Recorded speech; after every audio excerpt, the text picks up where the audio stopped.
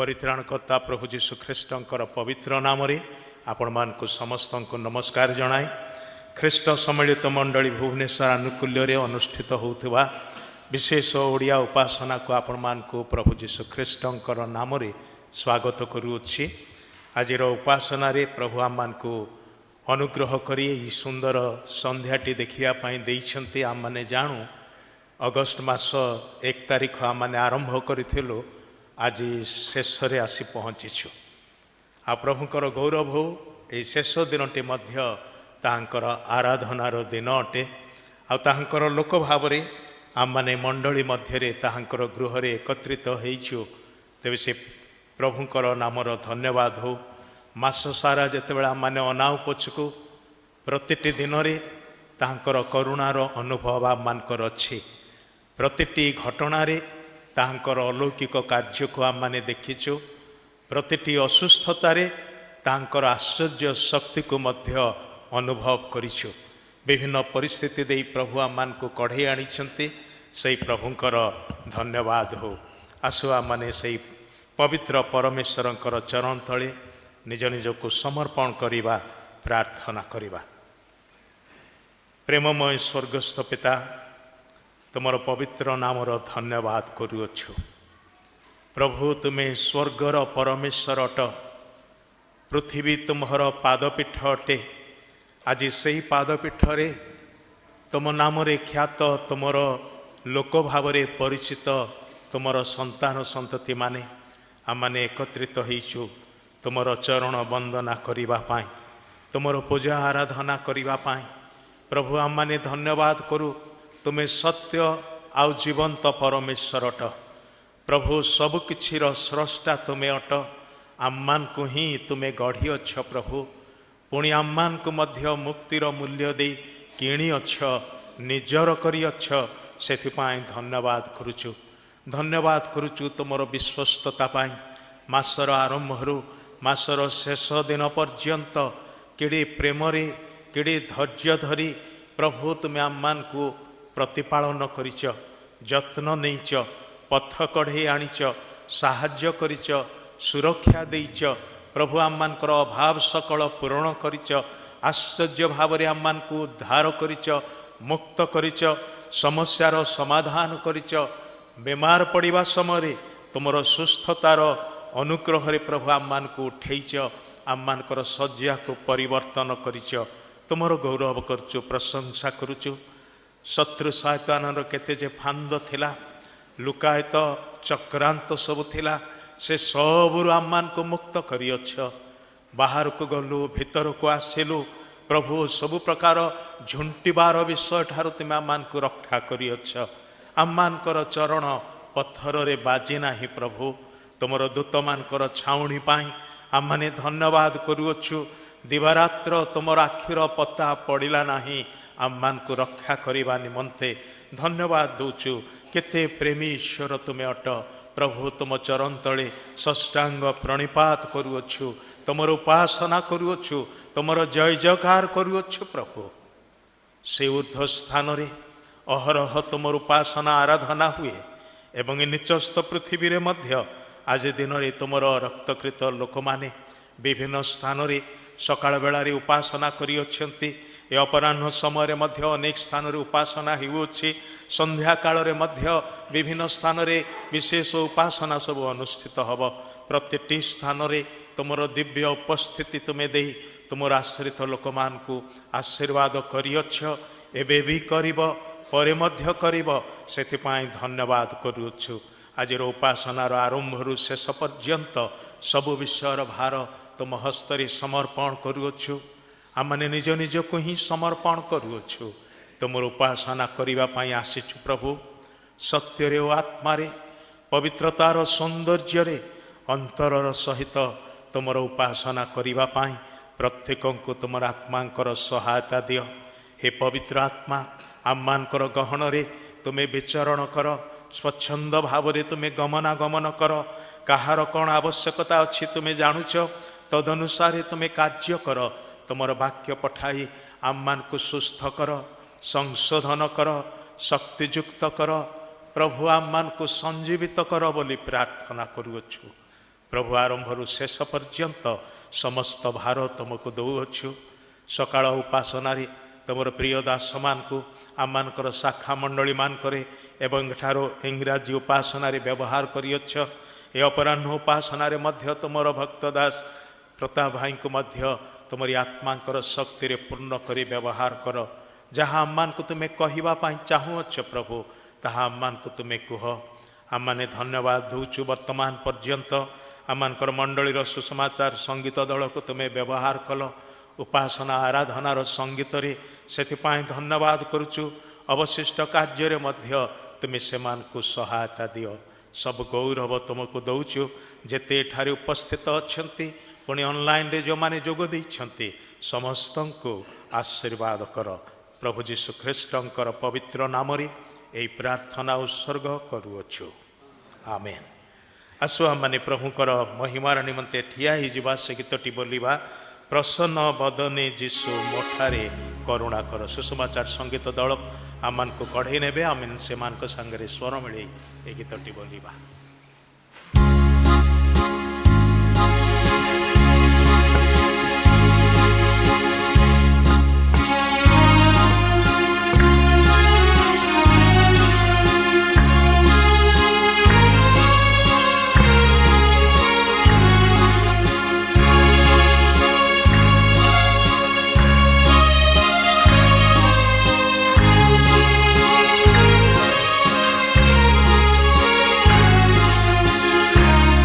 प्रसन्न बदने जीशु मोठारे करुणा कर। तब कृपा प्रिय मनु मते केबे न पासर। प्रसन्न बदने जीशु हे जीशु दयावान सर्वगुण विभूषण। तब कृपा चिरस्थायी तब अनुग्रह अपार। प्रसन्न बदने जीशु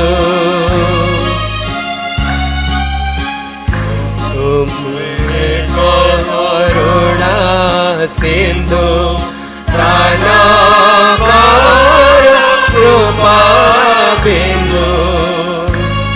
तुम बिना अन्य बंधु जीशु के अछि मेरा। प्रसन्न बदने जीशु जीशु कृपा वृक्ष मूले बसी पद डरे। तब कृपा मोर पाई होए मति प्रचुर। प्रसन्न बदने जीशु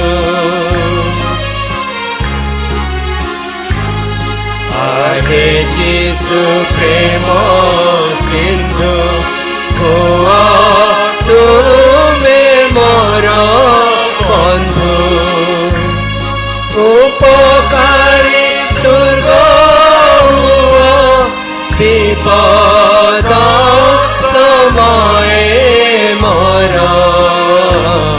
प्रसन्न बदने जीशु कहे दीन हीन नर जीशु दयार सागर। न करिबे मते दूर हेले विपद विस्तार। प्रसन्न बदने जीशु मोठारे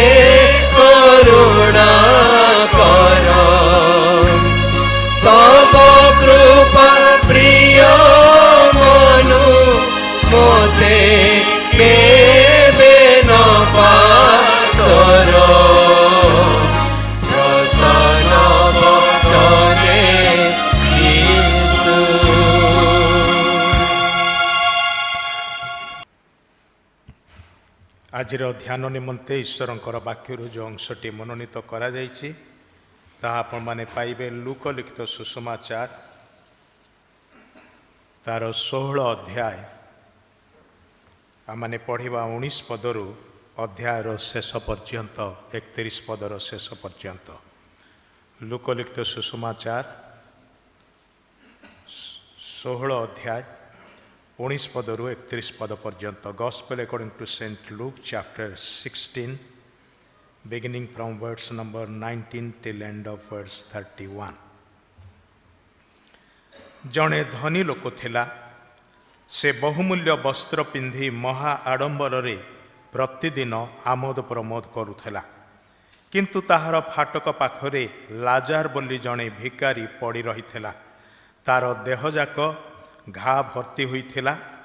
ସେ ସେହି ଧନୀ ଲୋକର ମେଜରୁ ପଡ଼ିବା ଅଇଁଠାରୁ କିଛି ଖାଇ ପେଟ ପୂରାଇବାକୁ ଆଶା କରୁଥିଲା। ଆଉ କୁକୁର ଗୁଡ଼ାକ ସୁଦ୍ଧା ଆସି ତାହାର ଘା ସବୁ ଚାଟୁଥିଲେ। କାଳକ୍ରମେ ସେହି ଭିକାରୀଟି ମରିଗଲା ଓ ଦୂତମାନଙ୍କ ଦ୍ୱାରା ଅବ୍ରାହମଙ୍କ କୋଳକୁ ନିଆଗଲା।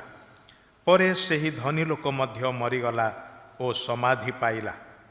ଆଉ ସେ ନରକ ଯନ୍ତ୍ରଣାରେ କଲବଲ ହୋଇ ଉପରକୁ ଚାହିଁ ଦୂରରେ ଅବ୍ରାହମ ଓ ତାଙ୍କ କୋଳରେ ଲାଜାରକୁ ଦେଖିଲା।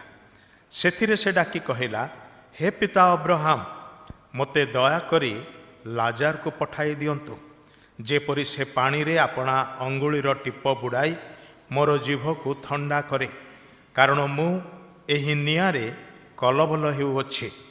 କିନ୍ତୁ ଅବ୍ରାହମ କହିଲେ, ପୁଅରେ, ତୁ ଯେ ବଞ୍ଚିଥିବା ସମୟରେ ତୋର ଭଲ ବିଷୟ ସବୁ ପାଇଲୁ, ଆଉ ଲାଜାର ସେହିପରି ମନ୍ଦ ବିଷୟ ସବୁ ପାଇଲା, ଏହା ମନେ କର। କିନ୍ତୁ ଏବେ ସେ ଏହି ସ୍ଥାନରେ ସାନ୍ତ୍ୱନା ପାଉଅଛି, ଆଉ ତୁ କଲବଲ ହେଉଅଛୁ।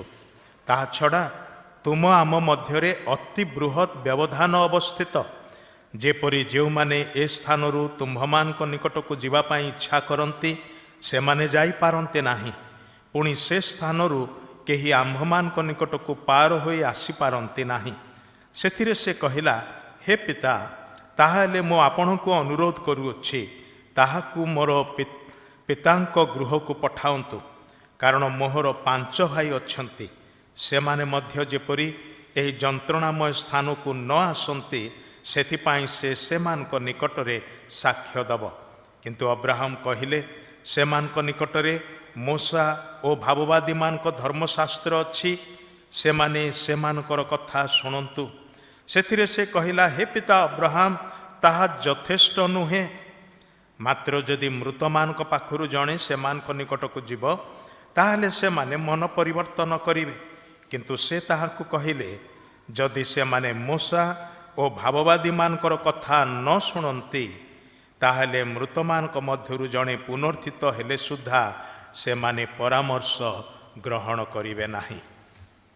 ପ୍ରଭୁ ତାହାଙ୍କର ଏହି ପଠିତ ବାକ୍ୟର ପଠନ, ଶ୍ରବଣ ଏବଂ ତହିଁର ମର୍ମ ବୁଝିବାରେ ତାହାଙ୍କର ଆତ୍ମାଙ୍କର ସହାୟତା ଦିଅନ୍ତୁ। ଆମମାନେ ବହୁତ ବହୁତ ଆନନ୍ଦିତ। ଆଜି ଆମମାନଙ୍କର ମଧ୍ୟରେ ପ୍ରଭୁଙ୍କର ଯୁବାଦାସ, ଆମମାନଙ୍କର ମଣ୍ଡଳୀର ଆଉ ଅତି ପ୍ରିୟ ସୁସମାଚାର ପ୍ରଚାରକ ଭାଇ ପ୍ରତାପ କୁମାର ସାହୁ ଉପସ୍ଥିତ ଅଛନ୍ତି। ପୁଲପିଟରେ ସେ ନୂଆ ନୁହନ୍ତି, ଅନେକ ଥର ପ୍ରଭୁଙ୍କର ବାକ୍ୟ ପରିଚର୍ୟା କରିଛନ୍ତି। ଆଜି ମଧ୍ୟ ଆମମାନେ ତାଙ୍କ ମୁଖରୁ ଈଶ୍ୱରଙ୍କର ପବିତ୍ର ବାକ୍ୟ ଶୁଣିବା। ମୁଁ ଏହି ସମୟରେ ତାହାଙ୍କୁ ପ୍ରଭୁଙ୍କ ନାମରେ ନିମନ୍ତ୍ରଣ କରେ, ପରମେଶ୍ୱର ତାଙ୍କ ଅନ୍ତରରେ ଯେଉଁ ବାକ୍ୟ ଦେଇଛନ୍ତି ଆମମାନଙ୍କ ନିକଟରେ ପରିଚର୍ୟା କରିବେ। ଭାଇ ପ୍ରତାପ କୁମାର ସାହୁ।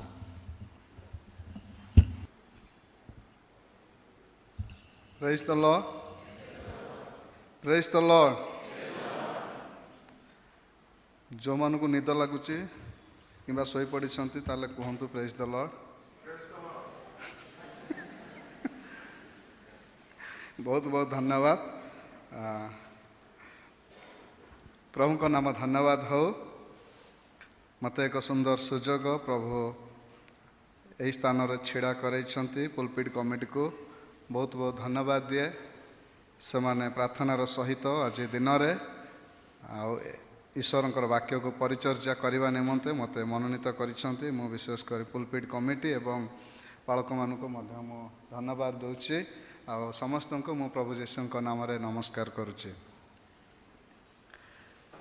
ନିଶ୍ଚିତ ଆମେ ଯେଉଁ ଶାସ୍ତ୍ରାଂଶ ଆଜି ପାଠ କରିଛୁ, ଏହି ଶାସ୍ତ୍ରାଂଶ ଏହା ମୋର ପୂର୍ବ ମେସେଜର ପ୍ରଥମ ପାର୍ଟ ଥିଲା।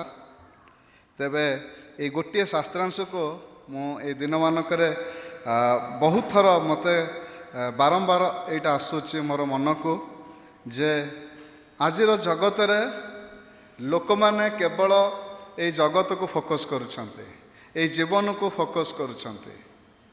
ଆମେ କେମିତି ଭଲରେ ରହିବୁ, ଭଲ ଖାଇବୁ, ଭଲ ପିନ୍ଧିବୁ, ଭଲ ଜୀବନଯାପନ କାଟିବୁ, ଭଲ ଖୁସିରେ ରହିବୁ, ଦୁଃଖ ଆସିଲେ ଦୁଃଖକୁ ଏଡ଼େଇ ଦେବୁ, ଏଇ ପ୍ରକାରର ଚିନ୍ତା କରୁଛନ୍ତି।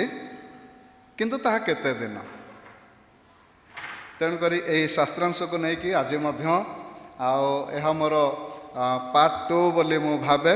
କିନ୍ତୁ ଏ ଗୋଟିଏ ପୋର୍ସନ୍ ପ୍ରଭୁ ମୋ ମନରେ 4ଟା ଥିମ୍ ଦେଲେ, କ'ଣ କହିବି, କେଉଁ ବିଷୟରେ କହିବି, ଏମିତି ବିଷୟ ଆସିଲା।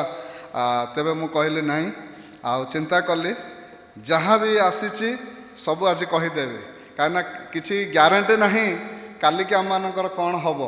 ଅନେକ ସମୟରେ ଆମେ ଭାବୁ, ମୁଁ ମଧ୍ୟ ଭାବେ ଯେ ନାଇଁ ଆମେ ପାର୍ଟ 1, ପାର୍ଟ 2, ପାର୍ଟ 3 ଏମିତି କରିବୁ ବୋଲି। କିନ୍ତୁ ବେଳେବେଳେ ପାର୍ଟ 1 ସମୟରେ ପାର୍ଟ 2 ପାଇଁ ଆଉ ଲୋକ ବେଳେବେଳେ ନଥାଇ ପାରନ୍ତି। ତେବେ ମୁଁ ସେମିତି ଭାବୁନାହିଁ, କିନ୍ତୁ କିଛି ମଧ୍ୟ ଗ୍ୟାରେଣ୍ଟି ନାହିଁ। ତେବେ ଆଜି ନିଶ୍ଚିତ ଭାବରେ ପ୍ରଭୁ ମୋ ମନରେ ଯେଉଁ ଚିନ୍ତା ଦେଇଛନ୍ତି ଆଉ ମୁଁ ଆପଣମାନଙ୍କର ନିକଟରେ ତାହା ରଖିବି। ଥରେ 2 ଜଣ ବନ୍ଧୁ ଏଇ ପ୍ରକାର କଥା ହେଉଛନ୍ତି।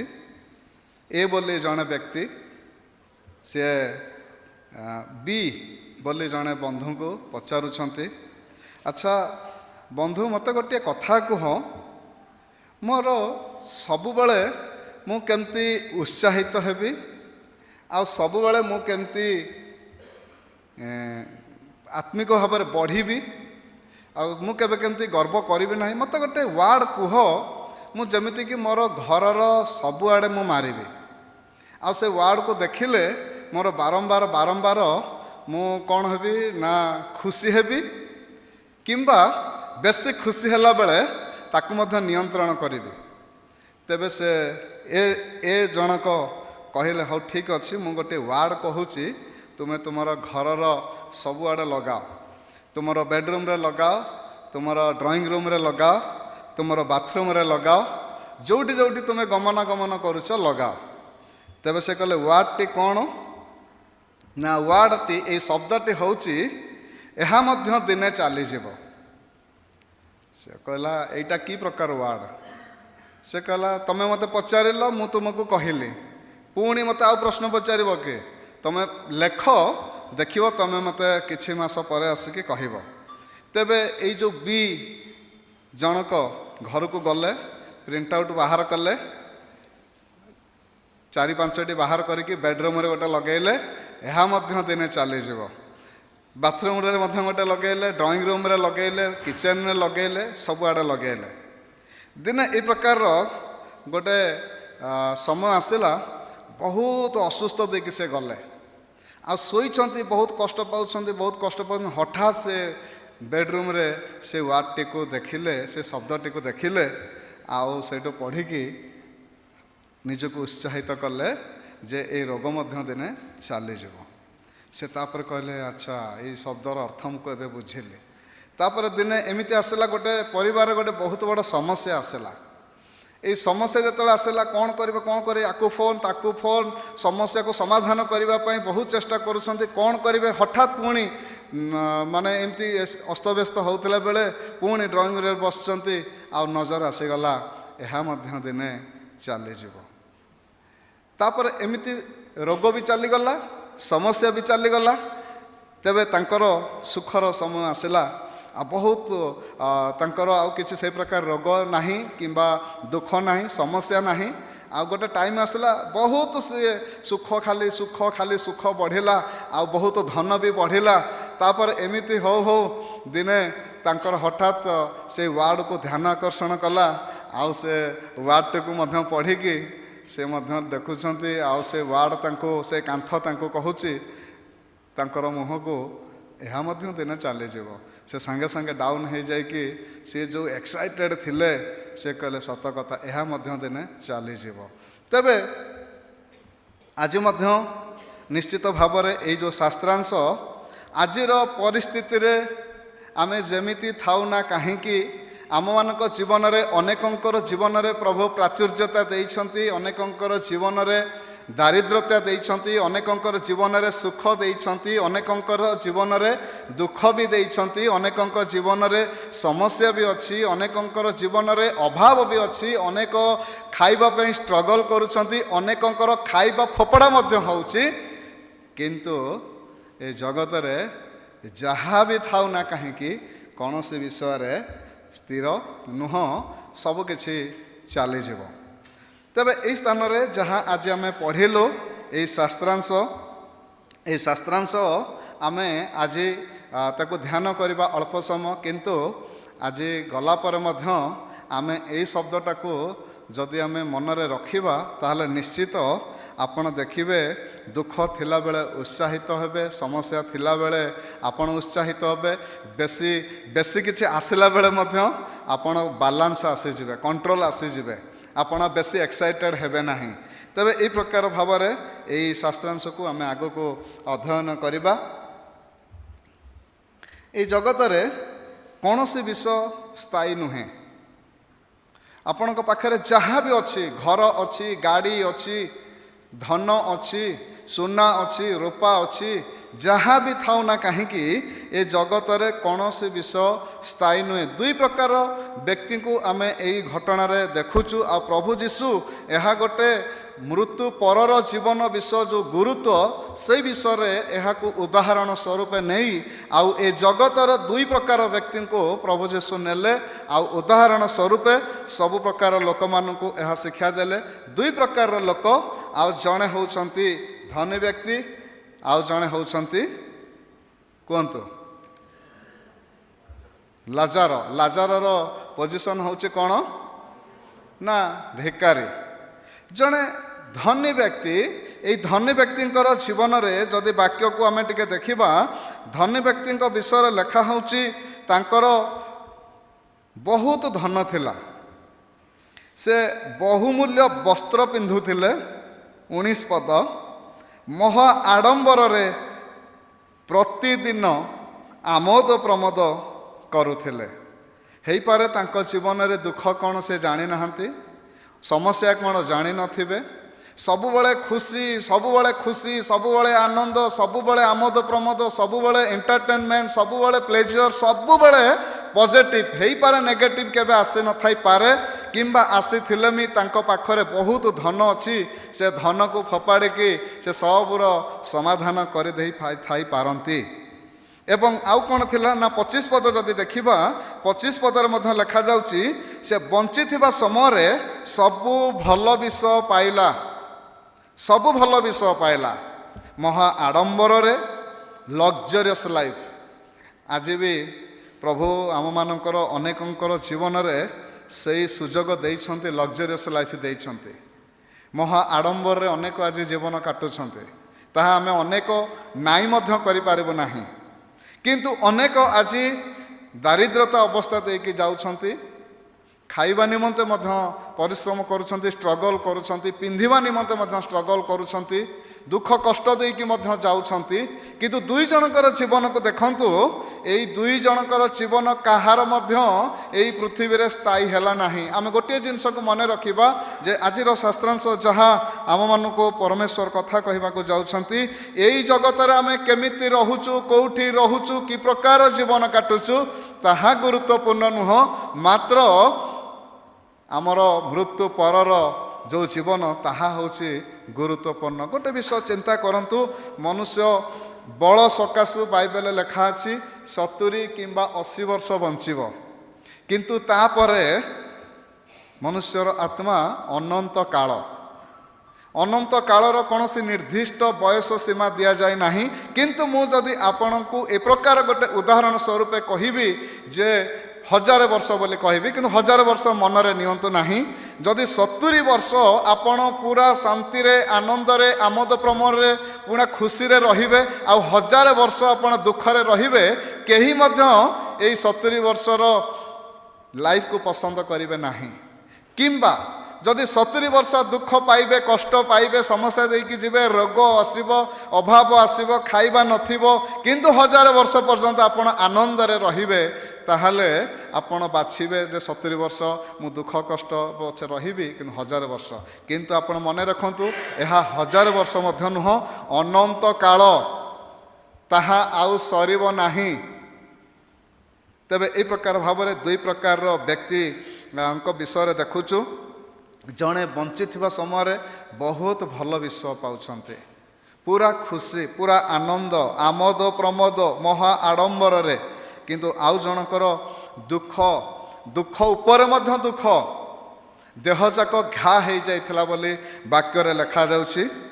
ପୁଣି ସେ ଘା ତାଙ୍କୁ କଷ୍ଟ ଦେଉଛି, କିନ୍ତୁ ଘା କଷ୍ଟ ଦେବା ସତ୍ତ୍ୱେ ଆହୁରି କୁକୁରମାନେ ଆସିକି ସେ ଘାକୁ ଚାଟି ଦେଉଛନ୍ତି। ଆପଣ ଇମାଜିନ୍ କରନ୍ତୁ, ଟିକେ ପିକ୍ଚରାଇଜ୍ କରନ୍ତୁ, ଯେଉଁମାନଙ୍କର ସେଇ ପ୍ରକାର ଅବସ୍ଥା ହେଇଥିବ, କଷ୍ଟ ଥିବ, କଷ୍ଟ ଉପରେ ମଧ୍ୟ ଆହୁରି କଷ୍ଟ ଥିବ, ସେ ବ୍ୟକ୍ତି କେତେ ମାନେ କଷ୍ଟ ଦେଇକି ଯାଉଥିବ। ଦେଖିବା ଲୋକ ମଧ୍ୟ ଆହା ବୋଲି କହିଦେବ, ଦେଖୁଥିବା ଲୋକ ମଧ୍ୟ ନିଜକୁ ଭାଙ୍ଗି ପଡ଼ିବାର, କେମିତି ବଞ୍ଚୁଛି, କେମିତି କେତେ କଷ୍ଟ, ତାର ବିବେକ ମଧ୍ୟ ବହୁତ କଷ୍ଟ ଦେବ। କିନ୍ତୁ ଏଇଠି ଦେଖୁଛୁ ଯେ ଗୋଟିଏ ଲୋକ ଆଉ ଜଣଙ୍କର କଷ୍ଟ ଦେଖିକି ତାକୁ ଦେଖାଯାଉନାହିଁ, ଏତେ ସେ ଆମୋଦ ପ୍ରମୋଦ, ଏତେ ସେ ଖୁସିରେ, ଏତେ ବିଳାସ ବ୍ୟସନରେ, ଏତେ ସେ ମଜି ଯାଇଛି, ତାର ଆଖି ଅନ୍ଧ ହେଇଯାଇଛି। ସେ ତାର ଭବିଷ୍ୟତର ମୃତ୍ୟୁ ପରର ଜୀବନକୁ ସେ ଭୁଲି ଯାଇଛି। ସେ ବୋଧେ ଭାବି ନେଇଛି ଏଇ ଜଗତରେ ଯାହା ଅଛି ତାହା ଆଉ କିଛି ହବନି, ଏଇଠି ସ୍ୱର୍ଗ, ଏଇଠି ନର୍କ, ଏଇଠି ଯାହା ହେବାର ଅଛି, ପରବର୍ତ୍ତୀ ଜୀବନକୁ ତାର କୌଣସି ଗୁରୁତ୍ୱ ମଧ୍ୟ ନାହିଁ। କିନ୍ତୁ ଯେତେବେଳେ ଆମେ ଦେଖୁଛୁ ଦୁଇ ପ୍ରକାରର ବ୍ୟକ୍ତିଙ୍କର ଜୀବନ ବିଷୟରେ ଦେଖୁଛୁ, ଜୀବନ ସବୁବେଳେ ପରିବର୍ତ୍ତନରେ ପରିପୂର୍ଣ୍ଣ।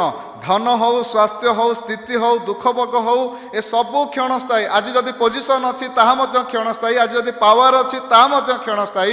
ଆପଣଙ୍କର ଆଜି ଯାହା ଅଛି ସବୁକିଛି ଚାଲିଯିବ। ଆଜି ଯାହା ଅଛି ଏସବୁ କ୍ଷଣସ୍ଥାୟୀ। ମନୁଷ୍ୟ କୌଣସି ବିଷୟ ଏ ପୃଥିବୀରେ ଯାହା ଅଛି ତାହା ପରବର୍ତ୍ତୀ ସମୟକୁ ସେ ନେଇପାରିବ ନାହିଁ। କେବଳ ପରବର୍ତ୍ତୀ ସମୟ କ'ଣ? ଏହି ଜଗତରେ ଯଦି ଈଶ୍ୱରଙ୍କର ସହିତ ଆମର ସମ୍ପର୍କ ଦୃଢ଼ ଥିବ, ତେବେ ଆମର ଅନନ୍ତ କାଳ ତାହା ସ୍ଥାୟୀ ରହିବ। ଏ ଜଗତରେ ଅନେକ ପ୍ରକାରର ବ୍ୟକ୍ତି ବଞ୍ଚୁଛନ୍ତି। ଏହି ସ୍ଥାନରେ ଏଇ ଯେଉଁ ଦୁଇ ପ୍ରକାର ବ୍ୟକ୍ତି, ତାଙ୍କର ଜୀବନ ବିଷୟରେ ଯଦି ଆମେ ଚିନ୍ତା କରିବା, ତାଙ୍କର ଜୀବନ ବିଷୟରେ ସେମାନେ ଦୁଇ ଜଣ ସମାନ ପରିସ୍ଥିତି ନଥିଲା, କିନ୍ତୁ ମୃତ୍ୟୁ ପରେ ସେମାନଙ୍କର ଜୀବନ ପୁରା ବଦଳିଗଲା। ପୃଥିବୀରେ ଭଲ ଥିଲାବେଳେ ପରବର୍ତ୍ତୀ ସମୟରେ ଦୁଃଖ କଷ୍ଟ ପାଉଛନ୍ତି, ଯାହାର ପୃଥିବୀରେ ଦୁଃଖରେ ଥିଲାବେଳେ, କଷ୍ଟରେ ଥିଲାବେଳେ, ପରବର୍ତ୍ତୀ ସମୟରେ ସେ ସାନ୍ତ୍ୱନା ପାଉଛନ୍ତି, ଆନନ୍ଦ ପାଉଛନ୍ତି, ଆଶୀର୍ବାଦ ପାଉଛନ୍ତି, ଅନୁଗ୍ରହ ପାଉଛନ୍ତି, ଦୟା ପାଉଛନ୍ତି। କିନ୍ତୁ ପୃଥିବୀରେ ଯିଏ ଖୁସିରେ ଅଛି, ଆନନ୍ଦରେ ଅଛି, ଆମୋଦ ପ୍ରମୋଦରେ ଅଛି, ମହାଆଡ଼ମ୍ବରେ ଜୀବନ କାଟୁଛି, ପରବର୍ତ୍ତୀ ସମୟରେ ଦୟା ପାଇଁ ଭିକ ମାଗୁଛି, ଅନୁରୋଧ କରୁଛନ୍ତି। ଧନୀ ବ୍ୟକ୍ତିଙ୍କର ଜୀବନ ବହୁତ ଆରାମ ଥିଲା। ଲାଜାରଙ୍କର ଜୀବନ ଦୁଃଖରେ ପୂର୍ଣ୍ଣ ଥିଲା। କିନ୍ତୁ ଏଇ ଦୁଇ ଜଣଙ୍କର ଏଇ ପୃଥିବୀରେ ଥିଲାବେଳେ ସବୁ ବଦଳିଗଲା। ସେଥିପାଇଁ ବାଇବେଲରେ ଲେଖାଯାଏ, ମନୁଷ୍ୟ ଯେବେ ସମସ୍ତ ଜଗତ ଲାଭ କରି ସେ ଆପଣା ଜୀବନ ହରାଏ, ତେବେ ତାହାର କି ଲାଭ? ମୃତ୍ୟୁ ହେଉଛି ସମସ୍ତଙ୍କ ପାଇଁ ସମାନ। ଧନୀ ଯେପରି ମରେ, ଗରିବ ସେପରି ମରେ। ବାକ୍ୟରେ ଲେଖା ସମସ୍ତଙ୍କ ପାଇଁ ସମାନ, କିନ୍ତୁ ମୃତ୍ୟୁ ପରର ବିଚାର ସମସ୍ତଙ୍କ ପାଇଁ ସମାନ ହେବ ନାହିଁ। ପରମେଶ୍ୱର କେବେ ମଧ୍ୟ ସେ ପାତରଅନ୍ତର କରିବେ ନାହିଁ। ସେ ନ୍ୟାୟବାନ ପରମେଶ୍ୱର, ଯାହା ଦେଖିଛନ୍ତି ସେ ସେଇ ପ୍ରକାର ଭାବରେ ସେ ବିଚାର କରିବେ। ଆଉ ମୃତ୍ୟୁ ହେଉଛି ସମସ୍ତଙ୍କ ପାଇଁ ସମାନ, ଧନୀ ପାଇଁ, ଗରିବ ପାଇଁ। ଆଜି ଯେତେ ଜଣ ଧନୀ ଅଛନ୍ତି, ମୃତ୍ୟୁ ପରେ ମଧ୍ୟ ସେଇ କବରକୁ ଯିବେ, ଗରିବ ହେଲେ ମଧ୍ୟ ସେଇ କବରକୁ ଯିବେ। କିନ୍ତୁ ମୃତ୍ୟୁ ପରର ଜୀବନ ଯାହାକି ଏହି ସ୍ଥାନରେ ଲେଖାଯାଉଛି ଅତ୍ୟନ୍ତ ଅତ୍ୟନ୍ତ ଦୁଃଖଦାୟକ। ମୃତ୍ୟୁ ହେଉଛି ସମସ୍ତଙ୍କ ପାଇଁ ସମାନ। 23 ପଦ ଯଦି ଆମେ ଟିକେ ଦେଖିବା, 23 ପଦ ପୂର୍ବରୁ 19ରୁ ପଢ଼ୁଛି 20। କିନ୍ତୁ ତାହାର ଫାଟକ ପାଖରେ ଲାଜର ବୋଲି ଜଣେ ଭିକାରୀ ପଡ଼ି ରହିଥିଲା, ତାହାର ଦେହଯାକ ଘା ଭର୍ତ୍ତି ହୋଇଥିଲା। ସେହି ଧନୀ ଲୋକର ମେଜରୁ ପଡ଼ିବା ଅଇଁଠାରୁ କିଛି ଖାଇ ପେଟ ପୂରାଇବାକୁ ଆଶା କରୁଥିଲା, ଆଉ କୁକୁର ଗୁଡ଼ାକ ସୁଦ୍ଧା ଆସି ତାହାର ଘା ସବୁ ଚାଟୁଥିଲେ। କାଳକ୍ରମେ ସେହି ଭିକାରୀଟି ମରିଗଲା, ଦୂତମାନଙ୍କ ଦ୍ୱାରା ଅବ୍ରାହମଙ୍କ କୋଳକୁ ନିଆଗଲା। ପରେ ସେହି ଧନୀ ଲୋକ ମଧ୍ୟ ମରିଗଲା ଓ ସମାଧି ପାଇଲା। ଧନୀ ଲୋକ ମଧ୍ୟ ମରିଗଲା, କେଉଁଠିକି ଗଲା? ଟିକେ ରେସ୍ପଣ୍ଡ କରନ୍ତୁ, ନହେଲେ ମୁଁ ଭାବିବି କିଏ କିଏ ଶୋଇପଡ଼ିଲେଣି। ସମାଧି ସ୍ଥାନକୁ ଗଲା। ସମାଧି ସ୍ଥାନକୁ ଗଲା, କବର ଦିଆଗଲା। ହେଇପାରେ ଆଜିକା ସମୟରେ ଥିଲେ ଆମେ କହିଥାନ୍ତୁ ଇଏ ଖ୍ରୀଷ୍ଟିଆନ ଲୋକ, କାହିଁକିନା କବରକୁ ତ କେବଳ ଖ୍ରୀଷ୍ଟିଆନ ଲୋକମାନେ ଯାଆନ୍ତି, ନାଇଁ କି? ମୁସଲିମ ମାନେ ବି ଯାଆନ୍ତି। କିନ୍ତୁ ୟାଙ୍କ ବିଷୟରେ ଲେଖାଯାଏ ଇଏ ଜଣେ ଜିହୁଦୀ ଲୋକ ଥିଲେ। ସେଥିପାଇଁ ପରବର୍ତ୍ତୀ ସମୟ ଯେତେବେଳେ ଆମେ ତାହା ଆଲୋଚନା କରିବା, ସେଥିପାଇଁ ସେ ଆବ୍ରାହମକୁ ସେ ନିବେଦନ କରୁଛନ୍ତି, ସେ କହୁଛନ୍ତି ପଠାନ୍ତୁ ବୋଲି। ତେବେ ଏଇ ଲୋକ ଜଣେ ଜିହୁଦୀ ବ୍ୟକ୍ତି ଥିଲେ। ଜିହୁଦୀ ବ୍ୟକ୍ତି ମୋଶାଙ୍କର ଭାବବାଦୀମାନଙ୍କୁ ବେଶୀ ମାନନ୍ତି, ଆଉ ସେମାନେ ଜାଗତିକ ହିସାବରେ ଯେତିକି ମାନିବା କଥା କେବଳ ନୀତି ନିୟମ ମାନିବା ପାଇଁ ସେମାନେ ଇଏ କରନ୍ତି, କିନ୍ତୁ ହୃଦୟ ସହିତ ନାହିଁ। ଯେତେବେଳେ ଇଏ ସମାଧି ପାଇଲେ, ସମାଧି ପାଇଲା ପରେ 23 ପଦରେ ଲେଖାଯାଉଛି ସେ ନରକ ଯନ୍ତ୍ରଣାରେ କଲବଲ ହୋଇ ଉପରକୁ ଚାହିଁ ଦୂରରେ ଅବ୍ରାହମ ଓ ତାଙ୍କ କୋଳରେ ଲାଜରକୁ ଦେଖିଲା। ସେଥିରେ ସେ ଡାକି କହିଲା, ହେ ପିତା ଅବ୍ରାହମ, ମୋତେ ଦୟାକରି। ଏବେ ସେ ତାର ଦୟା କଥା ମନେ ପଡ଼ୁଛି। ଏବେ ମୋତେ ଦୟାକରି। ପୃଥିବୀରେ ଥିଲାବେଳେ ତାର ଫାଟକ ପାଖରେ ଜଣେ ପଡ଼ିଥିଲା, ସେତେବେଳେ ସେ ଦୟାର ଶବ୍ଦ ସେ ହୁଏତ ଭୁଲି ଯାଇଥିଲା। ଦୟା ବୋଲି ଗୋଟେ ଶବ୍ଦ ଅଛି, ଦୟା କରିବା ବୋଲି ଗୋଟେ କାର୍ଯ୍ୟ ଅଛି, ହୁଏତ ସେ ଭୁଲି ଯାଇଥିଲା। ଏବେ ସେ ମୃତ୍ୟୁ ପରେ ସେ ନିଜେ ଦୟା ମାଗୁଛି, ଭିକ ମାଗୁଛି, କ୍ଷମା ମାଗୁଛି, ଅନୁରୋଧ କରୁଛି, ଦୟା କରିକି ଲାଜରକୁ ପଠେଇ ଦିଅନ୍ତୁ। ଥରେ ଚିନ୍ତା କରନ୍ତୁ, ଏ ପୃଥିବୀରେ ଥିଲାବେଳେ ଆମେ ଅନେକ ଶବ୍ଦ ଶୁଣିଛୁ, ଦୟା କରିବା, ସାହାଯ୍ୟ କରିବା, ଆଉ ଅନ୍ୟକୁ ଉପକାର କରିବା। ଏସବୁ ବିଷୟ ଆମେ ଏଇ ଜଗତରେ ଅନେକ ଶବ୍ଦ ଶୁଣିଛୁ। ପ୍ରଭୁଙ୍କୁ ଜାଣିବା ଲୋକ ବେଶୀ ଜାଣିଛନ୍ତି, କିନ୍ତୁ କାର୍ଯ୍ୟକଳାପ ଚିନ୍ତା କଲେ ଏଇଟା କେବଳ ଜାଣିଛୁ, ଶୁଣିଛୁ, କିନ୍ତୁ ଜୀବନରେ ହେଇପାରେ ଅଭ୍ୟାସ ନାହିଁ। ଅନ୍ୟକୁ ଦୟା କରିବା, ଅନ୍ୟକୁ ଉପକାର କରିବା, ଅନ୍ୟକୁ ସାହାଯ୍ୟ କରିବା। ଏହି ବ୍ୟକ୍ତି ଜଣକ ଏବେ ସେ ନିବେଦନ କରୁଛନ୍ତି କ'ଣ ନା, ମୋତେ ଦୟା କରିକି। ଯେତେବେଳେ ଆମେ ଚିନ୍ତା କରିବା ଏଇ ବିଷୟରେ, ଏବେ ସେ ପ୍ରାର୍ଥନା କରୁଛନ୍ତି, ରିକ୍ୱେଷ୍ଟ କରୁଛନ୍ତି। ଏହାକୁ ମୁଁ ଗୋଟେ ରିକ୍ୱେଷ୍ଟ ବୋଲି ଭାବେ। ସେ ରିକ୍ୱେଷ୍ଟ କରୁଛନ୍ତି 24 ପଦରେ, ମୋତେ ଦୟା କରିକି। କିନ୍ତୁ ସେ ଯେଉଁ ରିକ୍ୱେଷ୍ଟ କରୁଛନ୍ତି, କ'ଣ ପାଇଁ ରିକ୍ୱେଷ୍ଟ କରୁଛନ୍ତି? କାରଣ ମୁଁ ଏହି ନିଆଁରେ କଲବଲ ହେଉଅଛି। ଏହି ନିଆଁରେ ମୁଁ ଏବେ କଲବଲ ହେଉଛି। ଜଗତରେ ଥିଲାବେଳେ ଦୁଃଖ ଜାଣିନଥିଲେ, କଷ୍ଟ ଜାଣିନଥିଲେ, କାରଣ ଲକ୍ଜରିୟସ୍ ଲାଇଫରେ ଦୁଃଖ କେମିତି ବା ସେମାନେ ଜାଣିବେ। ଆମୋଦ ପ୍ରମୋଦ କରୁଥିବା ଲୋକ କେମିତି ବା ଦୁଃଖ ଜାଣିବେ। ଆଡ଼ମ୍ବରରେ ରହୁଥିବା ଲୋକ କେମିତି ବା ଦୁଃଖ ଜାଣିବେ। କିନ୍ତୁ ଏବେ ମୃତ୍ୟୁ ପରେ ସେ କହୁଛନ୍ତି, ମୁଁ ଏହି ନିଆଁରେ କଲବଲ ହେଉଛି, କଷ୍ଟ ପାଉଛି, ଚିତ୍କାର କରୁଛନ୍ତି। କାହିଁକିନା କଲବଲ ଶବ୍ଦ ଦେଖିବେ, ଯେଉଁମାନେ ହସ୍ପିଟାଲକୁ ଯାଇଥିବେ, ଜଣେ ଜଣେ ବହୁତ କଷ୍ଟ ହେଉଥିବ, ଡାକ୍ତର ତାଙ୍କୁ ଯେତେ କହୁଥିବେ ଚୁପ୍ କର ଚୁପ୍ କର କହିଲେ ବି ସେ କେବେ ଚୁପ୍ ହେଇପାରିବେ ନାହିଁ, କାହିଁକିନା ତାଙ୍କ କଷ୍ଟ ହିଁ ସେ ଜାଣୁଛନ୍ତି। ସେଥିପାଇଁ ଅନବରତ କାନ୍ଦୁଥିବେ, ନହେଲେ ଚିଲ୍ଲଉଥିବେ, ନହେଲେ ଚିତ୍କାର କରୁଥିବେ। କାହିଁକି ନା ତାଙ୍କୁ ସେ ପ୍ରକାର କଷ୍ଟ ହେଉଛି। ଆଉ ଏବେ ଏଇ ବ୍ୟକ୍ତି ଯେତେବେଳେ ନିଆଁରେ ଅଛନ୍ତି, ନିଆଁରେ ପୁରା ମାନେ ଜଳୁଛନ୍ତି, ଆଉ ନର୍କ ଏ ପ୍ରକାର କ'ଣ ନା ନିଆଁରେ ଜଳୁଥିବେ କିନ୍ତୁ ସେ ପାଉଁଶ ହେଉନଥିବେ। ଆମେ ବର୍ତ୍ତମାନ ସମୟରେ ଯଦି ଗୋଟେ କାଗଜ ଟୁକୁରାକୁ ଯଦି ନେଇକି ପୋଡ଼ିବା ସେଟା ପାଉଁଶ ହେଇଯିବ, ସରିଯିବ।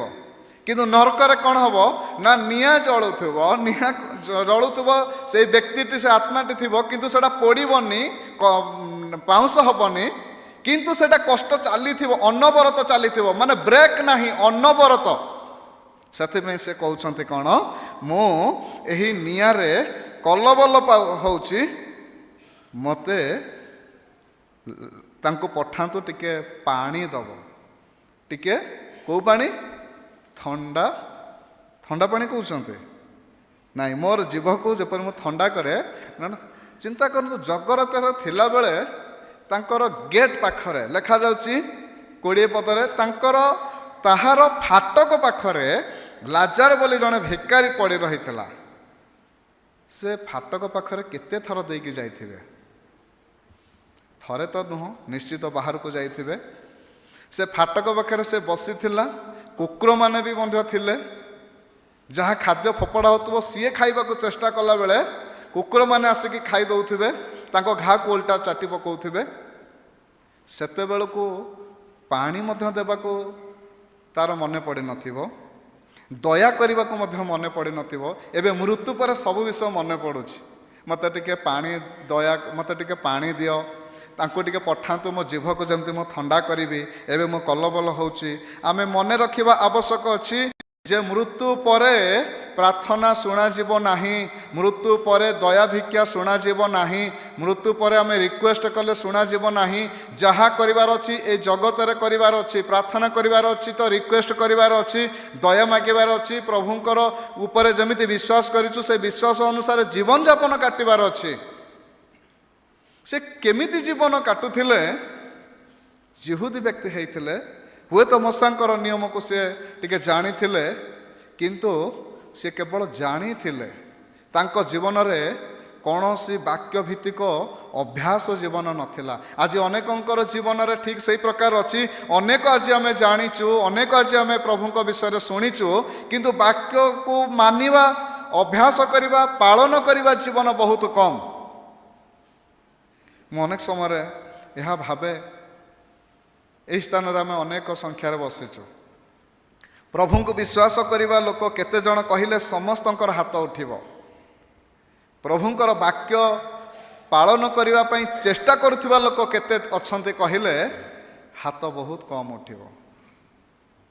ଆମେ ପ୍ରଭୁଙ୍କ ଉପରେ ପ୍ରଗାଢ଼ ବିଶ୍ୱାସ କରିଛୁ, ପ୍ରଭୁଙ୍କ ଉପରେ ବହୁତ ପ୍ରାର୍ଥନା କରୁଛୁ, ପ୍ରଭୁଙ୍କୁ ଆମେ ଭଲ ଭାବରେ ଜାଣିଛୁ, ପ୍ରଭୁଙ୍କୁ ଆମେ ଡେଲି ପ୍ରାର୍ଥନା କରୁଛୁ, ବାଇବେଲ ପଢ଼ୁଛୁ, ସତ କଥା। କିନ୍ତୁ ପ୍ରଭୁଙ୍କର ବାକ୍ୟକୁ ମାନିବା ପାଇଁ ଚେଷ୍ଟା କରିବା ଲୋକ ବହୁତ କମ୍ ଥାନ୍ତି। ମନେ ରଖିବା, ଏହି ବ୍ୟକ୍ତି କବରକୁ ଗଲେ, କବର ଆମକୁ ସ୍ୱର୍ଗ ନେବ ନାହିଁ। କବରରେ ଯେତେ ବଡ଼ ମାର୍ବଲ ଘର କରନ୍ତୁ, ଯେତେ ଯାହା କରନ୍ତୁ, ଏଇ ପାର୍ଥିବ ଜୀବନର ବିଶ୍ୱାସରେ ଜୀବନଯାପନ କାଟୁଥିବା ଲୋକ, ବିଶ୍ୱାସ ଅନୁସାରେ ପ୍ରଭୁଙ୍କର ବାକ୍ୟକୁ ମାନୁଥିବା ଲୋକ ହିଁ କେବଳ ସ୍ୱର୍ଗ ଯିବେ। କେବଳ ଯେ କବରକୁ ଗଲେ, କେବଳ ଯେ କବରରେ ବହୁତ ସୁନ୍ଦର କରିକି ବନେଇଲେ ସେ ଯେ ସ୍ୱର୍ଗ ଯିବ ଏହା ନୁହେଁ। କାରଣ ବାକ୍ୟରେ ଏହା ଲେଖାଯାଉଛି 2 ଜଣ ବ୍ୟକ୍ତି ମରିଗଲେ, କିନ୍ତୁ ଜଣେ ଅବ୍ରାହମଙ୍କ କୋଳକୁ ଗଲେ, ଆଉ ଜଣେ ନରକକୁ ଗଲେ, ଅଗ୍ନିକୁ ଗଲେ, ନିଆଁରେ କଲବଲ ହେଲେ। ଏହି ସ୍ଥାନରେ ଆମେ ଯେତେବେଳେ ଦେଖୁଛୁ ଯେ ପ୍ରଥମେ ସିଏ ନିବେଦନ କରୁଛନ୍ତି କ'ଣ ନା ତାଙ୍କୁ ପଠାନ୍ତୁ, ମୋର ଜିଭକୁ ଥଣ୍ଡା କରିବେ, ରିକ୍ୱେଷ୍ଟ କରୁଛନ୍ତି। ତାଙ୍କର ରିକ୍ୱେଷ୍ଟ ରିଜେକ୍ଟେଡ୍ ହେଇଗଲା। ଏବେ ଦ୍ୱିତୀୟ ବିଷୟ ଯଦି ଦେଖିବା 27 ପଦ, ସେଥିରେ ସେ କହିଲା, ଅର୍ଥାତ୍ ଏଇ ଧନୀ ବ୍ୟକ୍ତି କହୁଛନ୍ତି, ହେ ପିତା, ତାହେଲେ ମୁଁ ଆପଣଙ୍କୁ ଅନୁରୋଧ କରୁଛି ତାହାକୁ ମୋହର ପିତାଙ୍କ ଗୃହକୁ ପଠାନ୍ତୁ। ଏବେ ସିଏ ତାର ଭାଇମାନଙ୍କ ପାଇଁ ଚିନ୍ତା କରୁଛି। ଆପଣ, ଆମେ କିମ୍ବା କିଏ ବି ମୃତ୍ୟୁ ପରେ ଅନ୍ୟର ଭଲ ପାଇଁ ଚିନ୍ତା କଲେ ମଧ୍ୟ କାମରେ ଆସିବ ନାହିଁ। ମୃତ୍ୟୁ ପରର ଜୀବନ ପ୍ରାର୍ଥନା କଲେ, ଦୟା ଭିକ୍ଷା ମାଗିଲେ ଶୁଣାଯିବ ନାହିଁ, ଅନ୍ୟ ପାଇଁ ଚିନ୍ତା କଲେ ମଧ୍ୟ ତାହା ଶୁଣାଯିବ ନାହିଁ। ଏହି ସ୍ଥାନରେ ସେ ଅନ୍ୟ ପାଇଁ ଚିନ୍ତା କରୁଛି, କ'ଣ ମୁଁ ଅନୁରୋଧ କରୁଛି। ଫାଷ୍ଟ କହିଲେ ମୁଁ ଦୟା ମାଗୁଛି, ହେ ଅବ୍ରାହମ ମୁଁ ମୋତେ ଦୟା କର ବୋଲି ସେ କହୁଛନ୍ତି। ଦୟାକରି ଲାଜରକୁ ପଠାନ୍ତୁ, ତାଙ୍କୁ ପଠାଗଲା ନାହିଁ। ଏବେ କହୁଛନ୍ତି ମୁଁ ଅନୁରୋଧ କରୁଛି, ପ୍ରାର୍ଥନା କରୁଛନ୍ତି। ତାହେଲେ ଯଦି ମୋତେ ତ ନହେଲା, ମୋର ପରିବାର ଲୋକମାନଙ୍କୁ, ଅନ୍ୟ ପାଇଁ ତାର ଏବେ ଚିନ୍ତା ଆସୁଛି। ଜଗତରେ ଥିଲାବେଳେ ଚିନ୍ତା ନାହିଁ, ମୃତ୍ୟୁ ପରେ ଚିନ୍ତା। ଆମମାନଙ୍କର ବଞ୍ଚିଥିବା ସମୟରେ ଭଲ ଚିନ୍ତା କରିବାର ଆବଶ୍ୟକତା ଅଛି। ବଞ୍ଚିଥିବା ସମୟରେ ଦୟା କରିବାର ଆବଶ୍ୟକତା ଅଛି। ବଞ୍ଚିଥିବା ସମୟରେ ଆମେ ଈଶ୍ୱରଙ୍କୁ ଅନୁରୋଧ କରିବାର ଅଛି। ଇଏ ଯଦି ବଞ୍ଚିଥିବା ସମୟରେ ସେଇ ଈଶ୍ୱରଙ୍କୁ ଦୟା ମାଗିଥାନ୍ତା, ବଞ୍ଚିଥିବା ସମୟରେ ଯଦି ସେଇ ଈଶ୍ୱରଙ୍କୁ ଅନୁରୋଧ କରିଥାନ୍ତା, ହେଇପାରେ ପ୍ରଭୁ ତାର ଦୟାର ପ୍ରାର୍ଥନା ଶୁଣିଥାନ୍ତେ, ତାର ଅନୁରୋଧକୁ ରକ୍ଷା କରିପାରିଥାନ୍ତେ। କିନ୍ତୁ ଯେହେତୁ ଥରେ ମନୁଷ୍ୟର ଜନ୍ମ, ଥରେ ମୃତ୍ୟୁ, ଥରେ ତାପରେ ବିଚାର ପରେ ନୋ ରିକ୍ୱେଷ୍ଟ, ନୋ ପ୍ରେୟାର, କିଛି ଆକ୍ସେପ୍ଟ ହେବନି, ସବୁ ରିଜେକ୍ଟେଡ୍ ହେଇଯିବ, କୌଣସି ଏକ୍ସକ୍ୟୁଜ ଶୁଣାଯିବ ନାହିଁ। ଏବେ ତୃତୀୟ ବିଷୟ ଯଦି ଦେଖିବା, ଦୟା ମାଗୁଛନ୍ତି ନାହିଁ, ଅନୁରୋଧ ମାଗୁଛନ୍ତି ବି ନାହିଁ। ଏବେ ତୃତୀୟ ବିଷୟ 28 ପଦ, କାରଣ ମୋର 5 ଭାଇ ଅଛନ୍ତି, ସେମାନେ ମଧ୍ୟ ଯେପରି ଏହି ଯନ୍ତ୍ରଣାମୟ ସ୍ଥାନକୁ ନ ଆସନ୍ତି, ସେଥିପାଇଁ ସେ ସେମାନଙ୍କ ନିକଟରେ ସାକ୍ଷ୍ୟ ଦେବ। ଏହା ତାଙ୍କର ମଧ୍ୟ ଗୋଟେ ଇଚ୍ଛା ହେଉଛି କ'ଣ, ଯେ ମୋର 5 ଭାଇ ଅଛନ୍ତି, ସେମାନେ ମଧ୍ୟ ଯେପରି ଏହି ଯନ୍ତ୍ରଣାମୟ ସ୍ଥାନକୁ ନ ଆସନ୍ତି। ସେ କହୁଛନ୍ତି ମୁଁ ଏବେ ଇଚ୍ଛା କରୁଛି ମୋର ଭାଇମାନେ, ମୋ ପରିବାର ଲୋକମାନେ ଏହି ସ୍ଥାନକୁ ଯେମିତି ନ ଆସନ୍ତି।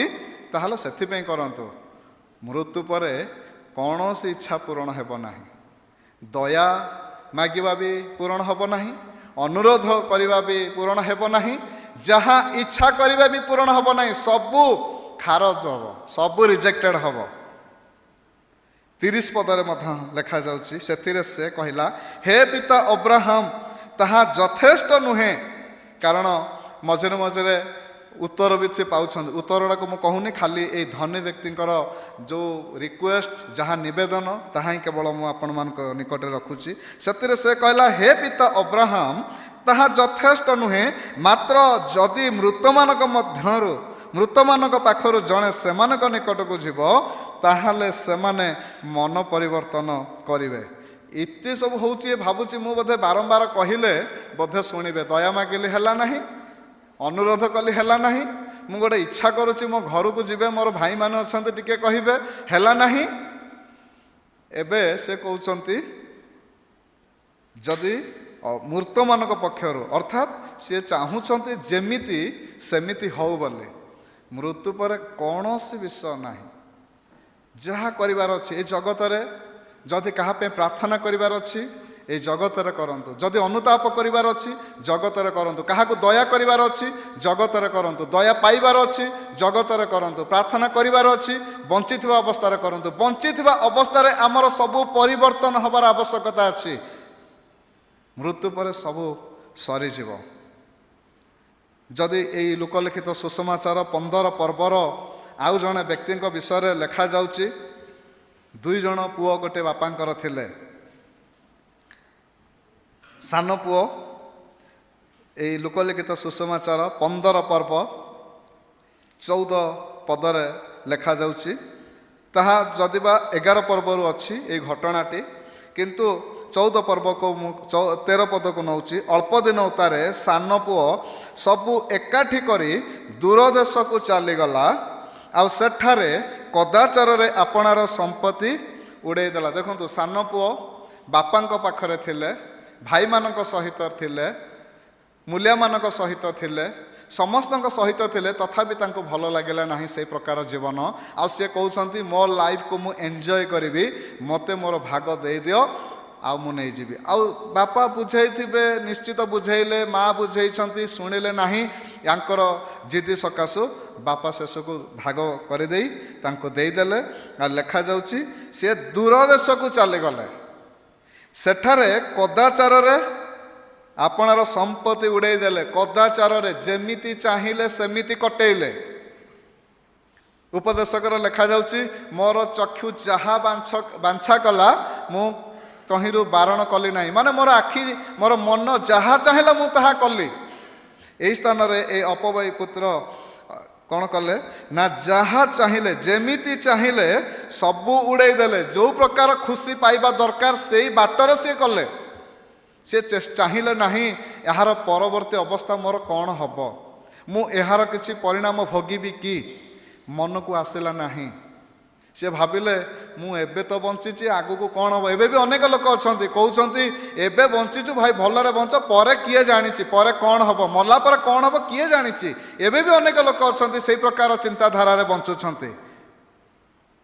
अनेक लोक भावती हो पारे विश्वासी माने किए किए भावु थाई पारती सतरे कौन मृत्यु पर स्वर्ग अच्छी, सतरे कौन नरक अच्छी। कारण अनेक जन यही प्रश्न अनेकंकर सन्देह अच्छी, सतरे कौन आउ गोटे जगह अच्छी स्वर्ग, सतरे कौन आउ गोटे नरक अच्छी।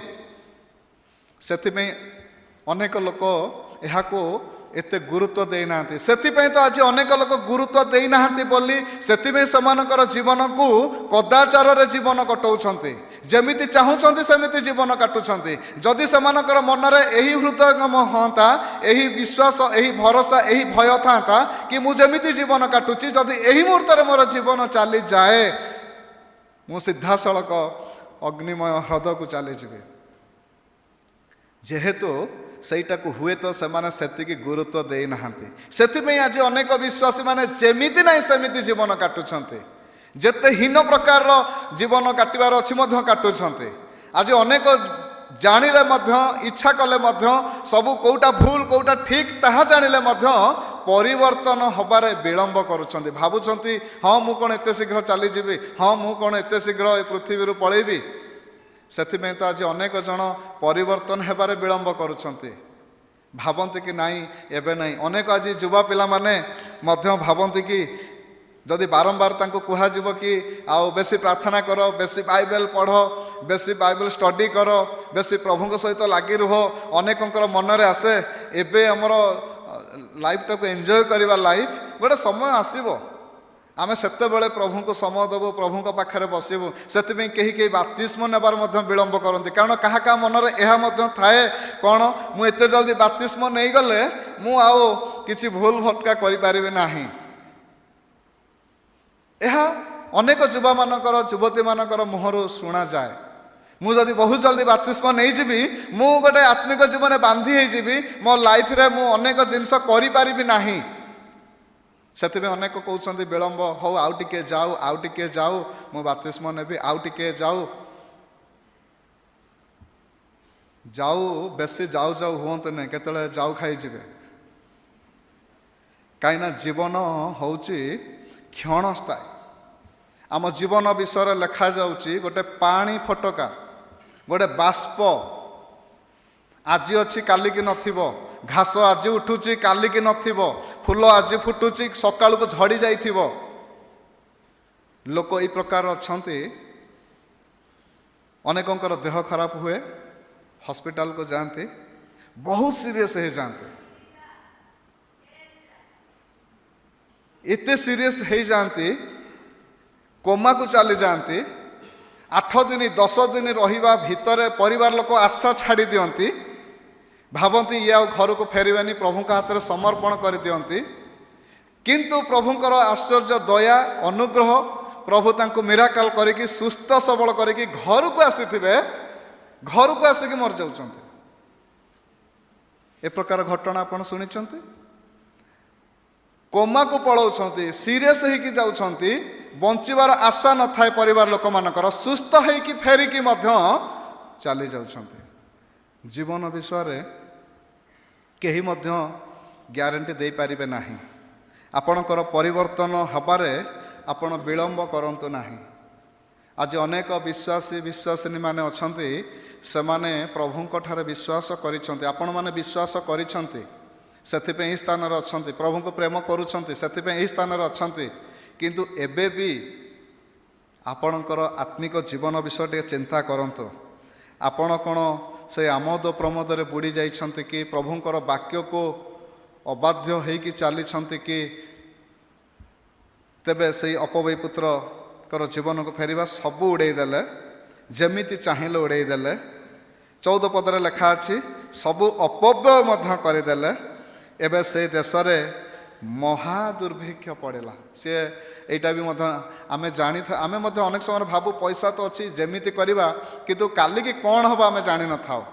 ପୁରା ଉଡ଼େଇ ଦେଲା। ଯେମିତି ହେଇପାରେ ଜୁଆ ଖେଳିଥିବ, ହେଇପାରେ ବେଶ୍ୟାବୃତ୍ତି କରିଥିବ, ହେଇପାରେ ନିଶା ପାଣିରେ ଆସକ୍ତ ହେଇକି ମୁଁ ବହୁତ ମଜା ଲାଗୁଛି କରିଥିବ, ହେଇପାରେ କ'ଣ କ'ଣ ସେ କରିଥିବ, କିନ୍ତୁ ଦୁର୍ଭିକ୍ଷ ପଡ଼ିବାରୁ ତାହାର ଅଭାବ ହେଲା। ଗୋଟେ ଧନୀ ବ୍ୟକ୍ତି ପ୍ରାଚୁର୍ଯ୍ୟତା ମଧ୍ୟରେ ସେ ଥିଲା, କେତେ ତାର ଥିଲା ସମ୍ପତ୍ତି। କିଛି ଦିନ ପୂର୍ବରୁ ତା ପାଖରେ ପୁଳା ପୁଳା ଟଙ୍କା, କିଛି ଦିନ ପରେ ଅଭାବ।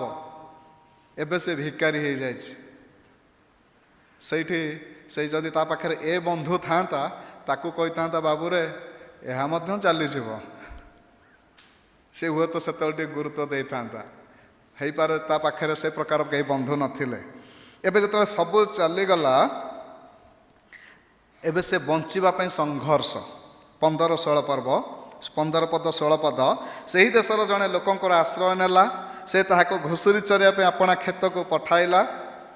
ପୁଣି ଘୁଷୁରିମାନେ ଯେଉଁ ଶିମ ଖାଉଥିଲେ ସେଥିରେ ସେ ଆପଣା ପେଟ ପୁରାଇବାକୁ ବାଞ୍ଛା କରୁଥିଲା, କିନ୍ତୁ କେହି ତାହାକୁ କିଛି ଦେଉନଥିଲେ। ଘୁଷୁରିମାନେ ମଧ୍ୟ ତାକୁ ଦେଉନଥିଲେ। କି ପ୍ରକାର ଅବସ୍ଥା, କି ପ୍ରକାର ହୀନ ଅବସ୍ଥା। ଧନୀ ଘରର ପୁଅ, ଖୁସି ଆନନ୍ଦରେ ରହିବା ପୁଅ, ଗେଲ ବସରରେ ବଢ଼ିଥିବା ପୁଅ, ଏମିତି ଜୀବନ କାଟିଲା, କେହି ତାକୁ ଖାଇବାକୁ ଦେଲେନି। ସେ ଚେଷ୍ଟା କରୁଛି କ'ଣ ନା ଆପଣା ପେଟ ପୁରେଇବାକୁ ଚେଷ୍ଟା କରୁଛି। ଖାଇବା ଫୋପଡ଼ା ହେଉଛି, ମାନେ ତା ଘରର ଅବସ୍ଥା ଦେଖିଲେ ଏତେ ଖାଦ୍ୟ ବଳି ପଡ଼ୁଛି, ମୂଲ୍ୟମାନଙ୍କୁ ଦେଲା ପରେ ବି ବଳି ପଡ଼ୁଛି। ଏବେ ସେ ଖାଇବା ପାଇଁ ଚେଷ୍ଟା କରୁଛି, ବଞ୍ଚିବା ପାଇଁ ସଂଘର୍ଷ କରୁଛି, ବଞ୍ଚିବା ପାଇଁ ସେ ଚେଷ୍ଟା କରୁଛି ମୁଁ କେମିତି ଭଲରେ ବଞ୍ଚିବି। କେହି ତାକୁ ଦେଲେନି। ତାପରେ କ'ଣ ହେଲା ନା 17-20 ପଦ ଯଦି ଦେଖିବା, ମାତ୍ର ସେ ଚେତନା ପାଇଲା। ଗୋଟେ ସମୟ ଆସିଲା ତାର ବିବେକ ଆକ୍ଟିଭ ହେଇଗଲା। ପଇସା ଥିଲାବେଳେ ତାର ବିବେକ ଡେଡ୍ ହେଇଯାଇଥିଲା। ପଇସା ସରିଗଲା ପରେ ତାର ବିବେକ ଆକ୍ଟିଭ ହେଇଗଲା, ସାଙ୍ଗେ ସାଙ୍ଗେ ଫୁଲ୍ ଆକ୍ଟିଭ ହେଇଗଲା, ଆଖି ଖୋଲିଗଲା। ଏବେ ଚେତନା ପାଇଲା, ମୁଁ ମୋର ବାପାଙ୍କର କେତେ ମୂଲ୍ୟ ପାଉଛି।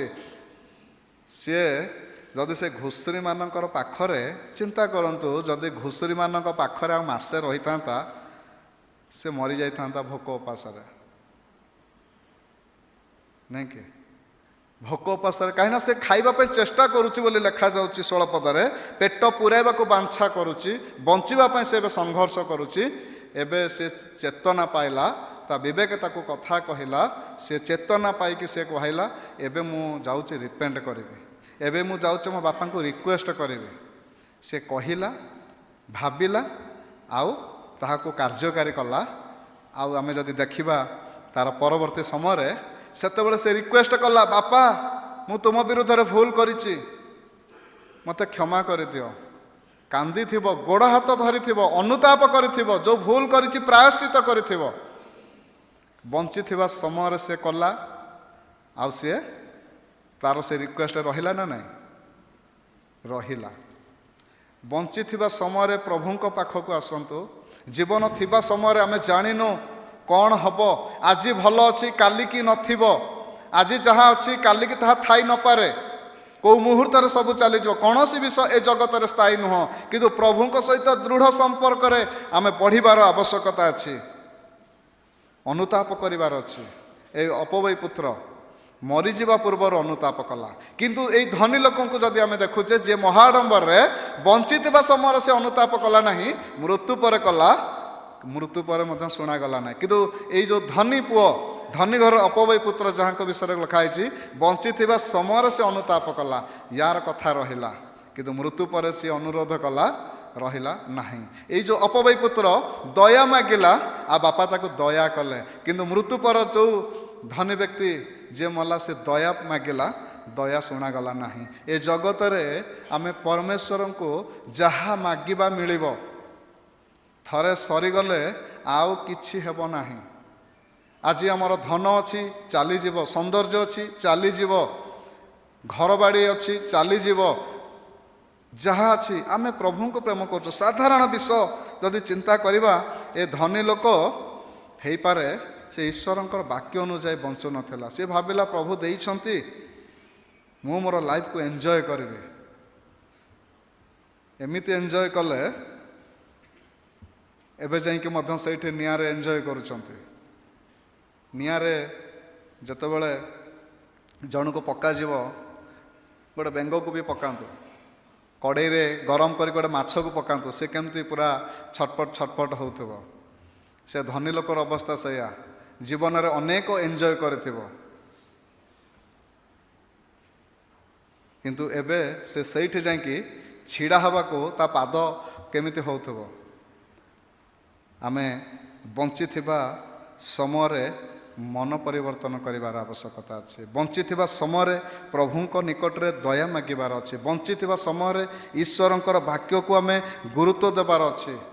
ପ୍ରଭୁ ଯୀଶୁଙ୍କର ସମୟରେ ଦୁଇ ପଟେ ଦୁଇଟି ଚୋର ଥିଲା। ଗୋଟିଏ ଚୋର ଅନୁତାପ କଲା ନାହିଁ, କିନ୍ତୁ ଆଉ ଗୋଟେ ଚୋର ସେ ମରିବା ପୂର୍ବରୁ ଜଷ୍ଟ କେତେ ସେକେଣ୍ଡ ପରେ, କେତେ ମିନିଟ୍ ପରେ ତାର ଡେଥ୍ ହେଲା, ମରିବା ପୂର୍ବରୁ ସେ ସୁଯୋଗ ନେଇଗଲା, ସେ କ୍ଷମା ପ୍ରାର୍ଥନା କଲା। ଆଜି ଆମେ ଏ ପ୍ରକାର କିଏ ଅଛୁ କି ଯେ ଆମେ ଯଦି ଭାବୁଛୁ ମୁଁ ପ୍ରଭୁଙ୍କୁ ଏପର୍ଯ୍ୟନ୍ତ ଗ୍ରହଣ କରିନାହିଁ, ଆମେ ବିଳମ୍ବ କେହି କରିବା ନାହିଁ। କାରଣ ପରିତ୍ରାଣ ହେଉଛି ଆଜିର ଦିନ। କେହି କେହି ବିଳମ୍ବ କରିଦିଅନ୍ତି, ଭାବନ୍ତି ଆଉ ଟିକେ ଯାଉ ମୁଁ ଗ୍ରହଣ କରିବି, ଆଉ ଟିକେ ଯାଉ ମୁଁ ବାକ୍ୟ ମାନିବି, ଆଉ ଟିକେ ଯାଉ ମୁଁ ପ୍ରଭୁଙ୍କୁ ମୋର ସମ୍ପୂର୍ଣ୍ଣ ହୃଦୟ ଦେବି, ମୁଁ ଆଉ ଟିକେ ଯାଉ। ବେଶୀ ବିଳମ୍ବ କରିବା କଥା ନୁହେଁ। ଧନୀ ବ୍ୟକ୍ତି ଯେ ପ୍ରକାର ଚାହିଁଲା ସେ ପ୍ରକାର ହେଲା ନାହିଁ। ତେବେ ଏହି ସ୍ଥାନରେ ଏହି ଧନୀ ବ୍ୟକ୍ତିର ଧନ ସମସ୍ୟା ନଥିଲା, ତାର ମନ ହିଁ ସମସ୍ୟା ଥିଲା। ସବୁ ଧନୀ ଲୋକ ନରକ ଯାଇନାହାନ୍ତି, ଲାଜର ମଧ୍ୟ ଜଣେ ଧନୀ ବ୍ୟକ୍ତି ଥିଲେ, କିନ୍ତୁ ସେ ମନ ପରିବର୍ତ୍ତନ କଲେ, ପ୍ରଭୁଙ୍କର ବିଷୟକୁ ସେ ବୁଝିପାରିଲେ। ମୁଁ ଯକ୍ଷଙ୍କ କଥା କହୁଛି। ଯକ୍ଷ ମଧ୍ୟ ଜଣେ ଧନୀ ବ୍ୟକ୍ତି ଥିଲେ, କିନ୍ତୁ ଯେତେବେଳେ ସେ ପ୍ରଭୁ ଯୀଶୁଙ୍କୁ ଗ୍ରହଣ କଲେ ତାଙ୍କର ଜୀବନ ବଦଳିଗଲା। ଧନ ଆମର ସମସ୍ୟା ନ ହଉ, ଆମର ମନ କେମିତି, ଆମେ ପ୍ରଭୁଙ୍କର ବାକ୍ୟରେ କେମିତି ବଢ଼ୁଛୁ, ପ୍ରଭୁଙ୍କ ବାକ୍ୟକୁ କେମିତି ମାନୁଛୁ। ଆମେ ଖାଲି ପ୍ରଭୁଙ୍କୁ ପ୍ରେମ କରୁଛୁ, କିନ୍ତୁ ଅନ୍ୟ ପ୍ରତି ଆମେ ଏତେ ପ୍ରଭୁ ଆମକୁ ଦେଇଛନ୍ତି, ଅନ୍ୟ ପ୍ରତି ଆମେ ଅନ୍ଧ ହେଇଯାଇଛୁ କି? ବାଇବେଲରେ କୌଣସି ସ୍ପଷ୍ଟ ଲେଖା ହେଇନାହିଁ, ଯାହାକି ମୁଁ ମଧ୍ୟ ଆପଣମାନଙ୍କ ଆଗରେ ଏହା କହିପାରୁନାହିଁ, ଯାହାକି କେବଳ ଲେଖା ହେଉଛି ଧନୀ ଲୋକ ଥିଲା 19 ପଦ, ବହୁମୂଲ୍ୟ ବସ୍ତ୍ର ପିନ୍ଧି ମହାଡମ୍ବରେ ପ୍ରତିଦିନ ଆମୋଦ ପ୍ରମୋଦ କରୁଥିଲା, କିନ୍ତୁ ଫାଟକ ପାଖର ଲାଜାର ପ୍ରତି ତାର ଦୃଷ୍ଟି ନଥିଲା। ବେଳେବେଳେ ଆମର ଆଖି ଅନ୍ଧ ହେଇଯାଇଥାଏ। ଏତେ ଆମେ ଆଶୀର୍ବାଦ ପାଇଯାଇଥାଉ, ଏତେ ପ୍ରଭୁ ଆମକୁ ଦେଇଥାନ୍ତି, ଏତେ ଆମେ ଆମୋଦ ପ୍ରମୋଦରେ ଥାଉ। ପ୍ରଭୁ ଆମକୁ ଯାହା ଦେଇଛନ୍ତି ତାହା କେବଳ ଆମ ପାଇଁ ନୁହେଁ, ତାହା ମଧ୍ୟ ଅନ୍ୟମାନଙ୍କ ପାଇଁ। ପ୍ରଭୁ ଆମକୁ ଯେଉଁ ବିଷୟ ଦେଇଛନ୍ତି ତାହା ଆମକୁ ଆଶୀର୍ବାଦ କରିଛନ୍ତି, ଅନ୍ୟମାନଙ୍କୁ ଆଶୀର୍ବାଦ କରିବା ପାଇଁ। ପ୍ରଭୁ ଆମକୁ ଆଶୀର୍ବାଦ କରିଛନ୍ତି ଅନ୍ୟମାନଙ୍କ ଆଶୀର୍ବାଦର କାରଣ ହେବା ପାଇଁ। ପ୍ରଭୁ ଖାଲି ଆମକୁ ଆଶୀର୍ବାଦ କରିନାହାନ୍ତି ନିଜେ ଖାଲି ସ୍ୱାର୍ଥପର ଭାବରେ ବଞ୍ଚିବା ପାଇଁ। ପ୍ରଭୁ ଆମ ସମସ୍ତଙ୍କୁ ଦୟା କରନ୍ତୁ, ଅନୁଗ୍ରହ କରନ୍ତୁ, ଏଇ ଧନୀ ଲୋକ ଭଳି ଆମର ଜୀବନ ନ ହଉ। ବରଂ ଜୀବନରେ ଯଦି ଦୁଃଖ ଅଛି, କଷ୍ଟ ଅଛି, ପ୍ରଭୁଙ୍କ ସହିତ ଲାଗିକି ରହିବାର ଅଛି। ଏଇ ଭିକାରୀ ଜଣକ, ତା ପାଖରେ ଏତେ କଷ୍ଟ ଥିଲା, ସେ କିନ୍ତୁ ପ୍ରଭୁଙ୍କ ଉପରେ କେବଳ ବିଶ୍ୱାସ ଭରସା କରିକି ସେ ରହିଥିଲେ ଯେ ହଉ ଠିକ୍ ଅଛି, ଏଇ ଜୀବନ ତ କ୍ଷଣସ୍ଥାୟୀ, କେତେ ଦିନ କଷ୍ଟ ଆସିବ, ଯଦି ପ୍ରଭୁ ଦେଇଛନ୍ତି। ସେ ଅବ୍ରାହମଙ୍କର ବିଶ୍ୱାସ ତାଙ୍କର ଥିଲା। ସେଥିପାଇଁ ସେ ସିଧାସଳଖ ଯେତେବେଳେ ସେ ମୃତ୍ୟୁଭୋଗ କଲେ, ଲେଖାଯାଉଛି ଦୂତମାନଙ୍କ ଦ୍ୱାରା ଅବ୍ରାହମଙ୍କ କୋଳକୁ ଗଲେ। ଏଇ ଜୀବନରେ ଯେଉଁମାନଙ୍କର ଦୁଃଖ ଅଛି, ଯେଉଁମାନଙ୍କର କଷ୍ଟ ଅଛି, ଯେଉଁମାନେ ସମସ୍ୟା ଦେଇକି ଯାଉଛନ୍ତି, ମନେ ରଖନ୍ତୁ ଏହା ଦିନେ ଚାଲିଯିବ। ଆପଣ ପରମେଶ୍ୱରଙ୍କର ପ୍ରଭୁ ଯୀଶୁଙ୍କ ଉପରେ ବିଶ୍ୱାସ କରିକି ଚାଲନ୍ତୁ। ସେଇ ପ୍ରଗାଢ଼ ବିଶ୍ୱାସରେ ଆପଣ ବିଶ୍ୱସ୍ତ ଭାବରେ ଜୀବନ କାଟନ୍ତୁ, ପ୍ରଭୁଙ୍କର ବାକ୍ୟକୁ ମାନନ୍ତୁ। ଯେଉଁମାନଙ୍କ ପାଖରେ ଭଲ ବିଷୟ ସବୁ ଜଗତରେ ପାଉଛନ୍ତି, ମନେ ରଖନ୍ତୁ ଏ ଭଲ ବିଷୟ, ଅଳ୍ପ ସମୟ ଭଲ ବିଷୟ ପାଇକି ଅନନ୍ତ କାଳ ପାଇଁ କଷ୍ଟକୁ ବାଛନ୍ତୁ ନାହିଁ। ବରଂ ଏଇ ଜୀବନରେ କଷ୍ଟକୁ ବରଂ ବାଛନ୍ତୁ, କିନ୍ତୁ ଅନନ୍ତ କାଳ केमिति से अब्राहम को पाखकु से परमेश्वर को पाखरे वास करवा से विषय को चिंता करंतु। प्रभु आम समस्त को साहाय्य करंतु। आगामी समय आम आत्मिक जीवन रे आहुरी वृद्धि करिवारे साहाय्य करंतु।